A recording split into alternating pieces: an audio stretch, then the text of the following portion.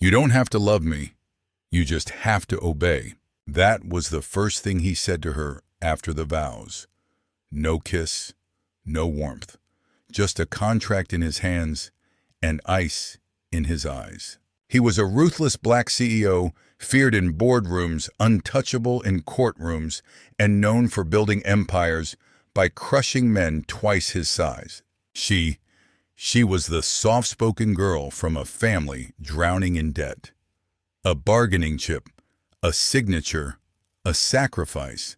Everyone thought he'd break her, but night after night, behind closed doors, he didn't punish her. He worshipped her, protected her, adored her like she was a crown only he was worthy to hold. If you find value in the contract and the crown, the wedding is in 5 days. Either you sign or your father loses everything. Those were the exact words Sutton Vale heard while standing barefoot in her kitchen, still wearing her nursing school scrubs, her hands trembling around a chipped teacup. Her mother sobbed quietly at the table. Her father sat in silence, defeated, humiliated.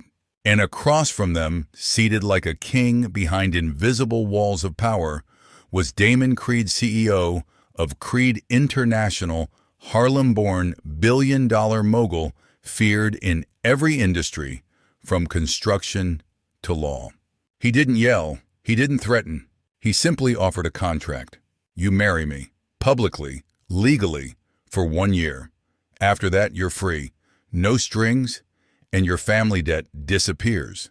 Sutton thought it was a joke, until the men in black suits delivered files with her father's forged signatures. Damon had already paid their debts, mortgages, hospital bills, loans, and could at any moment reverse it all. Why me, she whispered. He didn't blink. Because you're quiet. And when I marry, I need silence, not scandal. 5 days later, she was a bride. Not in white. He insisted she wear black. People need to know this isn't about romance. This is business, he said, adjusting his cufflinks. Sutton nodded. She didn't cry. Not because she wasn't scared, but because she had learned long ago that fear, when swallowed enough, turns into numbness. The wedding. It was cold, elegant, precise. A room filled with lawyers, not friends. When the officiant said, "You may kiss the bride," Damon stepped close, whispered in her ear, "You don't owe me your affection, just your presence," then walked away without touching her. The first night, he didn't force her into bed. He didn't demand anything.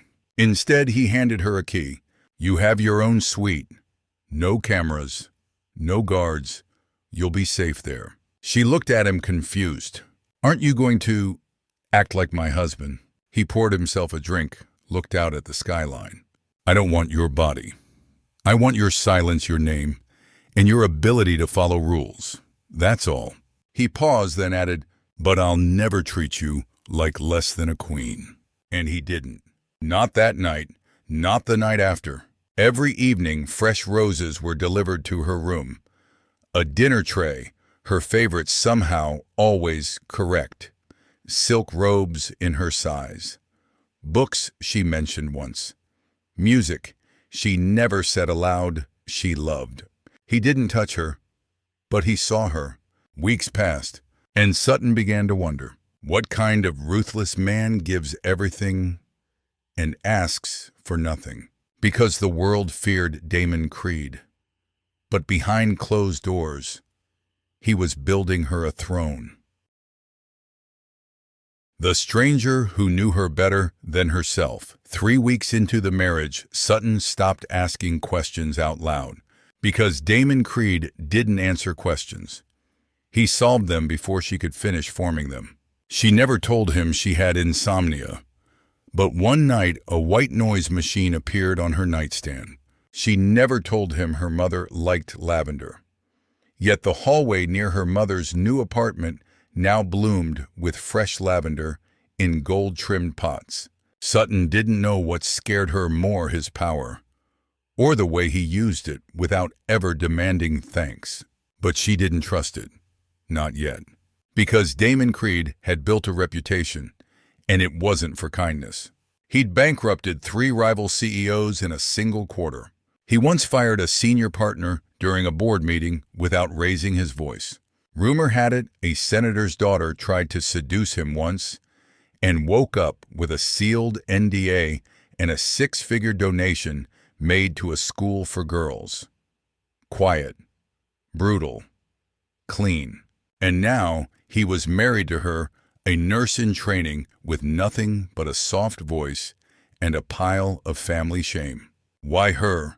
The question stalked her. One night she broke her silence.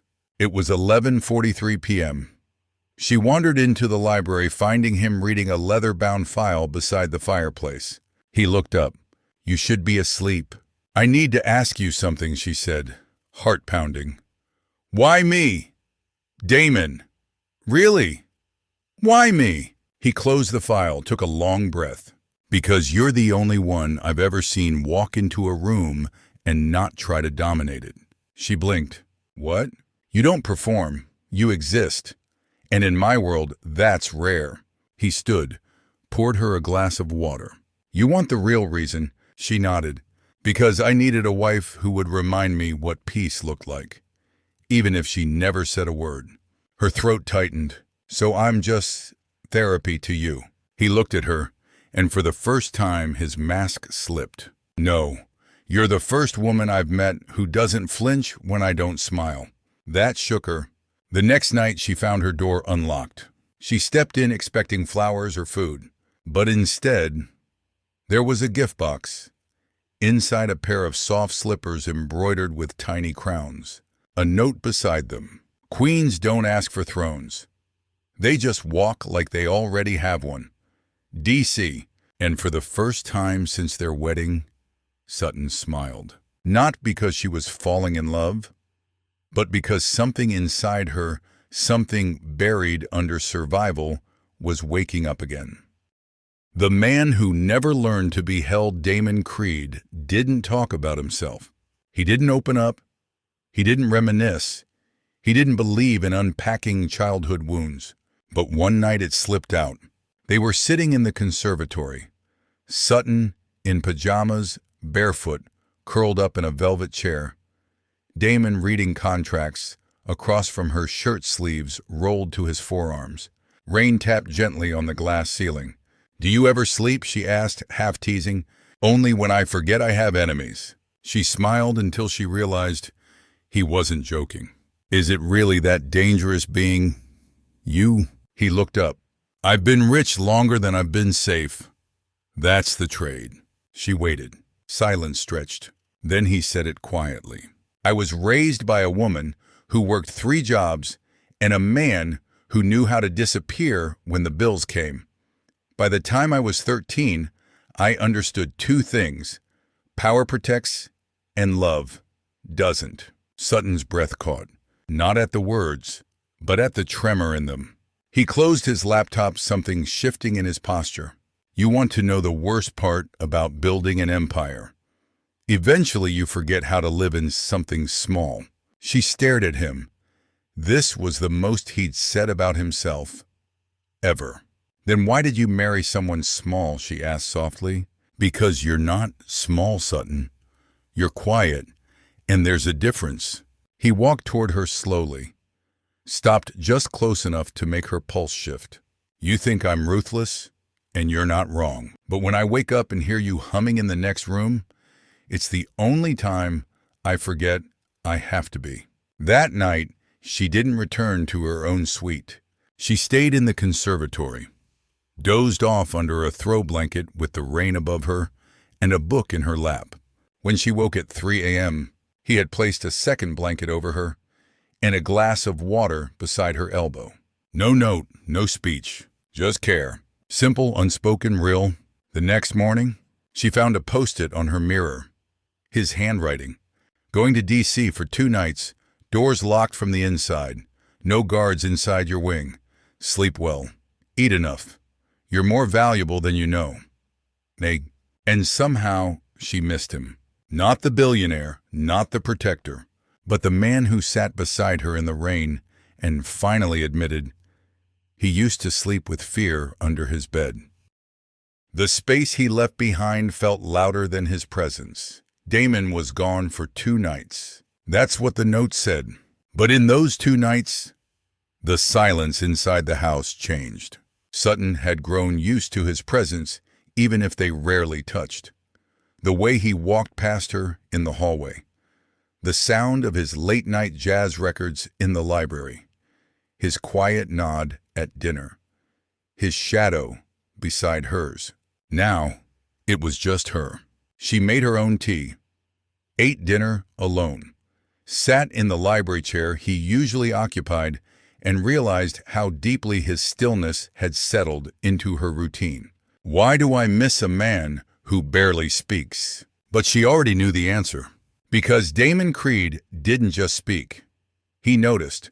And in a life where she had always been the background character in someone else's drama that felt radical, she found herself standing in his office doorway. She never went in before, but something pulled her. The room was sharp, precise, black wood chrome glass.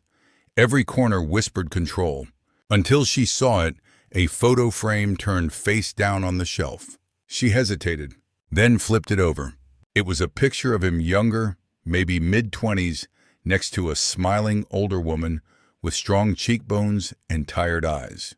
On the back, a faded scribble. For Damon, the only thing more powerful than fear is kindness. Don't forget that. Mama J. Sutton pressed her hand against her chest. He never talks about his family. Later that night, the housekeeper brought Sutton a package. Mr. Creed left instructions, she said. You were to open this if you looked lonely. Inside, a box of vinyl records, every album Sutton ever mentioned in passing. Etta, Lauren, Nina. At the bottom, a note.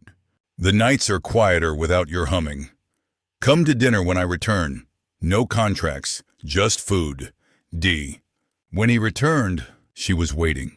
Not in her suite, not in the library. At the dining table, 2 plates already set. He walked in, paused. You cooked? I tried, she said, smiling nervously. There's a 40% chance you'll live. He smirked, the kind of half-smile that only happened when he forgot to look guarded. Then let me die happy. They sat. A real meal, real conversation, no walls, no negotiation. For the first time, they didn't feel like strangers tied by legal ink. They felt like 2 people orbiting the same scarred moon. After dessert, she asked quietly, what happens when the year ends? He didn't answer right away. Then, that depends. On what? On whether the crown you wear now still fits then. She looked down at her plate. He reached across the table, not to touch, just to be near. Sutton, I may be ruthless, but I've never spoiled anyone. He paused. Until you. The difference between being protected and being chosen. They started eating dinner together. Not every night, but often enough that the staff stopped being surprised. Sometimes they spoke, sometimes they didn't, but something had shifted. Sutton no longer felt like a guest in Damon's world. She felt like a presence, one he was beginning to need. One night it rained. Hard. Lightning lit the house in sudden flashes. Sutton couldn't sleep, memories from childhood pressing down like weight. Storms used to mean hiding under the bed, trembling hands, shouting in the hallway.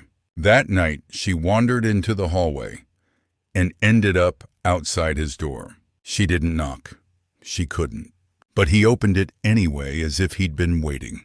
Can't sleep. She shook her head, arms crossed. He stepped aside. Come in, no questions. Inside his room. It wasn't cold like she imagined. It was neat, yes, but lived in. Books stacked beside the bed. A record player still spinning faintly in the corner. He handed her a sweatshirt. No words. She climbed into the opposite side of the bed. He didn't touch her. He just lay beside her, breathing, steady heartbeat, calm. You okay? He asked softly. I hate thunder, she whispered. So do I. She smiled at the ceiling. What don't you hate, Damon? He thought for a moment. Silence when it's shared, and the sound you make when you laugh with your mouth closed. Her breath caught. You notice that I notice everything about you. That night they didn't kiss. They didn't cross a line. But when she woke up, his hand was resting near hers, not holding, just waiting. And that morning, she didn't go back to her suite. She stayed for coffee. A week later, she was folding laundry in the upstairs hallway, a quiet chore she liked, when she heard Damon on the phone. His tone was sharper than usual. No, I said no. She's not part of that conversation. I won't use her as leverage. A pause. You don't touch her. You don't say her name. You come after me, not her. Sutton froze. Was he protecting her? Damon stepped into the hallway, surprised to see her. He didn't hide it. You heard. She nodded. Was it about me? He looked away for a long moment. Yes. Why? Because someone thought hurting you would hurt me. And they're right. That silence was heavier than thunder. Later that night she asked, "Do you regret marrying me?" He sat down slowly across from her. "No, I regret that I didn't do it sooner." She blinked. "Even if I didn't love you." He met her gaze. "You don't have to love me. But if you ever do, I want it to be your choice, not your obligation." She looked down at her hands. "And what about you? Do you love me?" He didn't answer right away. Then voice quiet, low, real. "I've never said that word to anyone and meant it. But if this isn't love, it's something so close, it's starting to feel like a promise." When control stops working and feeling starts to win, Damon Creed built empires by staying one step ahead. He didn't react. He calculated. But falling for Sutton Vale, there was no calculation in that. It was slow, sudden, like a melody he never expected to hum, but now couldn't silence. 3 months into the marriage, she kissed him first. Not dramatic, not planned. They were in the kitchen. She was barefoot in his sweatshirt. He was stirring tea, reading a financial report on his tablet. She walked over, stopped. "You're quiet tonight," she said, "watching the market. It's shifting." She touched his shoulder, then stopped watching. He looked up, and she kissed him. Soft, certain. He didn't move at first, stunned. But when he did, he cupped her face like she might disappear if he wasn't careful. They didn't sleep together that night. Not in that way. But they lay in his bed, wrapped up, limbs tangled, like two people who finally stopped pretending not to need each other.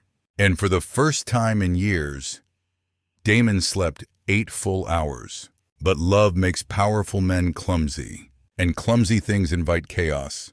2 days later, an anonymous tip hit the tabloids. Headline: Secret wife of Damon Creed.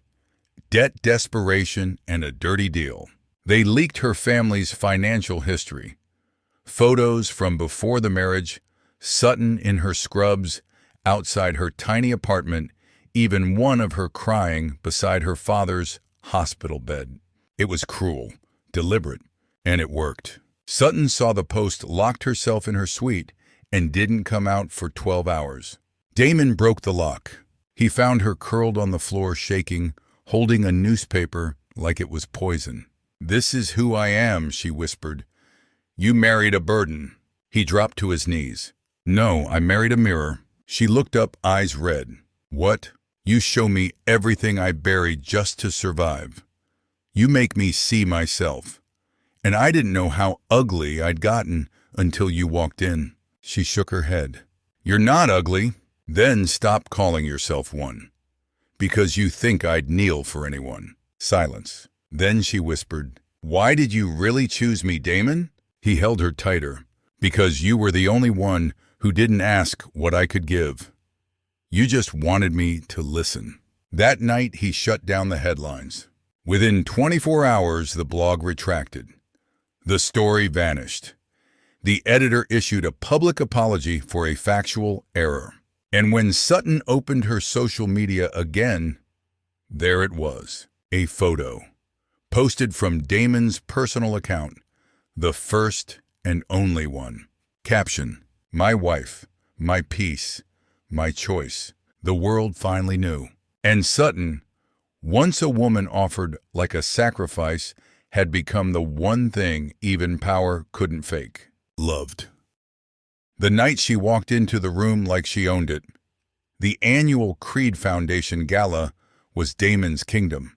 Every year, the most powerful men and women in finance, tech, politics, and media gathered under one roof to sip champagne whisper strategies and wear masks made of charm. It was the one night Damon Creed never brought a date. Until now. When Sutton stepped onto the marble staircase, the entire ballroom froze. She wore red, not just red the red, crimson silk draped like royalty with her hair pulled back, bare shoulders glowing and fire in her walk. Whispers rippled through the crowd. That's her, the wife. She's stunning. Is she the reason he's gone soft? She didn't flinch. She didn't smile. She walked like a woman who knew exactly who she was because someone finally reminded her. Damon met her at the bottom of the stairs. No press pose, no performative kiss. Just a hand on the small of her back and a quiet whisper. You make the room irrelevant. During the dinner, Sutton sat beside the CEO of a major tech firm who once tried publicly to humiliate Damon in an interview. The man leaned over smirking. I must admit, I was surprised to learn Damon married someone without a pedigree. Sutton took a sip of water. That's funny, she said calmly. I was surprised to learn people still believe bloodlines matter in a world built on ideas. The man blinked, stunned. Damon didn't say a word. He just smiled. Later that night, Damon took the stage. His speech was short. We built this foundation to help people who were never invited to the room. Take it over. Then he looked at her. And I built my life thinking silence was the safest armor. Until I married a woman who taught me that peace isn't the absence of noise. It's the presence of truth. Afterward, they slipped away to the rooftop. City lights shimmered below. Sutton leaned on the balcony, wind catching her dress. You never told me what happens after the year ends. Damon stepped beside her. You think I'm letting you go? You said I'd be free. I did, and you are. He reached into his jacket pocket, pulled out a small black box. She turned. Damon! No contracts, no pressure, not even a ring, unless you want it. He opened the box, inside a necklace, thin, gold, with a single charm in the shape of a crown. Not because you need one, he said, but because you reminded me how to wear mine. She smiled, tears in her eyes. You ruthless, romantic idiot. He smirked. Say yes, Sutton. To what? To staying. As long as you want. As long as you choose to. She took the necklace, fastened it herself. Then I'm staying. And below them in the city that once swallowed her whole, Sutton Vale. The girl who came from debt and silence had become the most powerful woman in the room. Not because of the man beside her, but because of the woman she dared to become. The girl who was sold became the woman who couldn't be bought. A year passed. Not just dates on a calendar, but seasons of becoming. Sutton didn't just grow comfortable in Damon's world. She helped change it. She finished nursing school. Not because she had to, but because she wanted to earn something for herself. Damon offered her a private clinic, a full staff, a building with her name on it. She said no. Instead, she took a job at a small women's health center on the south side. The place that once gave her mother care when no one else would. If I'm going to show up in this world, she told him, I want to do it with both hands in the dirt. Damon didn't argue. He just sent a silent donation to the clinic every month anonymously, except Sutton knew. Because the man who ruled silently never stopped loving loudly. Their marriage contract expired. No press release, no headlines. Just a dinner table, 2 plates, 1 candle. Damon slid an envelope across the table. Inside the official paperwork, a line at the bottom. Marriage termination, signed to dissolve. Sutton looked up, eyebrow raised. Is this your way of firing me? He smiled. No, it's my way of reminding you that you're free. Always were. And if I sign it, you're free. And if I don't, you're still free. But you'd be stuck with me. She didn't sign it. She folded the paper, tucked it back in the envelope, and lit it on fire with the candle between them. The flames crackled softly. Then let's stop pretending this ever needed an expiration date. 1 year later, the world finally saw it. The couple no one believed in. The girl who was forced. The man who never thought he could feel. Now the power couple no one could touch. Their foundation expanded. She led women's health initiatives. He funded prison education reform. They launched scholarships for students with foster care records. And on the walls of the new Creed Medical Pavilion, etched in gold beneath the crest of the organization, read the words, "Power without love is noise. SV. Epilogue." They never did a second wedding. No dress, no audience. Just a morning quiet, warm where she stood in the kitchen, with no makeup, wearing one of his hoodies. He leaned against the counter watching her pour coffee. "You know," he said softly, "I used to think loyalty was about control." She turned. "And now," he walked over, took her face in his hands, "now I know it's about choosing the same person every day, even when you don't have to." She smiled. "Then choose me again, right now." He didn't hesitate. Always.